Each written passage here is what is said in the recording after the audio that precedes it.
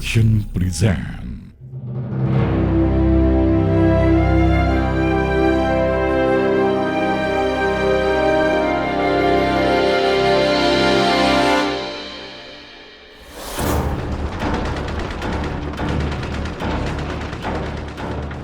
Pada 18 September 1948, Amir bersama Musso mengadakan pemberontakan dengan mendirikan sebuah republik bercorak Uni Soviet di Madiun.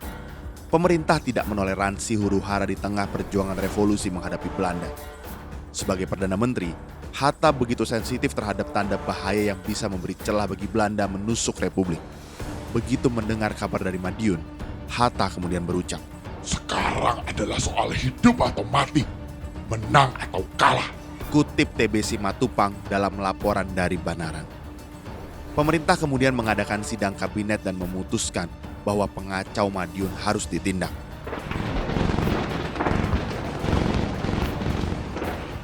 Musso tewas dalam pengejaran pada 31 Oktober 1948.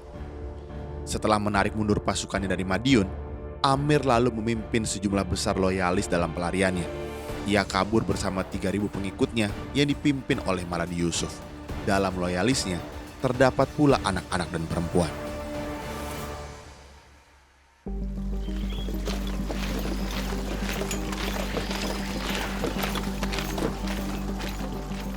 Mereka merupakan anggota keluarga para pemberontak tersebut. Pada skripsi Suhoki yang berjudul Simpang Kiri dari Sebuah Jalan, Kisah Pemberontakan Madiun September 1948 yang terbit tahun 1969, Gi menguraikan bahwa kelompok Amir dapat bertahan dari kejaran TNI sampai akhir bulan November. Meski melalui medan yang sulit, Amir berusaha memelihara semangat pasukannya dengan meyakinkan kemenangan di pihak mereka. Amir mengembara melintasi Gunung Wilis dan Gunung Lawu, lalu tiba di daerah Pati dan Purwodadi. Pada 28 November 1948, Kolonel Djoko Sujono, Maruto Darusman, Sajogo, dan kawan-kawannya ditangkap oleh satu pasukan TNI yang berpatroli di desa Peringan, dekat Purwodadi. Dalam pengakuannya, Djoko Sujono menyatakan bahwa ia terpisah hanya 200 meter dari Amir Syarifuddin.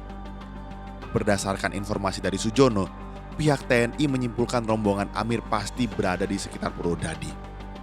Keesokan harinya, TNI dapat melacak lokasi persembunyian Amir di desa Klambu. Pasukan Komando Pertempuran Panembahan Senopati mengepung Amir dan simpatisannya.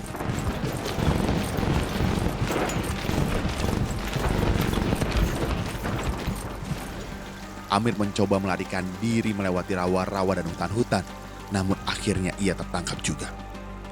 Pasukan yang meringkus Amir adalah Batalion Kala Hitam pimpinan Mayor Kemal Idris dari Divisi Siliwangi.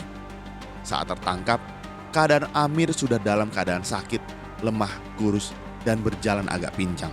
Ia menderita penyakit disentri. Dalam catatan sejarawan Belanda, Harry Puze, mantan menteri dan perdana menteri itu hanya mengenakan piyama, sarung, dan tidak lagi bersepatu. Kacamatanya masih bagus, pipa cangklongnya yang tak terpisahkan sudah hilang. Amir bersama pimpinan PKI lainnya itu lalu dibawa TNI ke Kudus, kemudian ke Yogyakarta.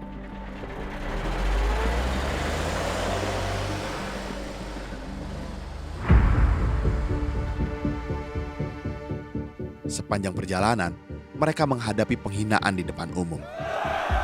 Komunis edan, mati saja kau. Hukum gantung saja mereka. Ketika Amir dan kawan-kawannya digiring di antara kerumunan massa, rakyat di sepanjang jalan mencaci maki, bahkan hampir jadi korban main hakim sendiri. Saat sampai di stasiun Yogyakarta, rakyat berdesakan untuk melihat wajah Amir dan kawannya. Namun ia terlihat tenang, dan di kereta api, Amir masih sempat menekuni novel romantik karya William Shakespeare, Romeo and Juliet milik Kapten Soeharto, perwira TNI yang mengawalnya. Sedangkan Suripno, Amir, dan Harjono ditahan di penjara Benteng, Yogyakarta. Mereka semua ada dalam kondisi memprihatinkan karena hanya memakai kolor, berbaju lusuh, serta duduk di lantai. Jaksa Agung Susanto Tirtoprojo dan Kolonel Nasution kemudian mengunjungi mereka. Berdasarkan pendapat Jaksa Agung, tawanan-tawanan ini lalu dikirim ke Solo untuk diperiksa oleh gubernur militer. Begitu tiba di Solo, Amir dan kawan-kawan dihadapkan kepada Kolonel Gatot Subroto. Gatot Subroto lalu menjamu mereka dengan kopi sembari memperingati mereka akan konsekuensi memberontak kepada Republik. Gatot Subroto telah memutuskan bahwa 11 orang tersebut lebih baik dihabiskan saja, tulis Pose.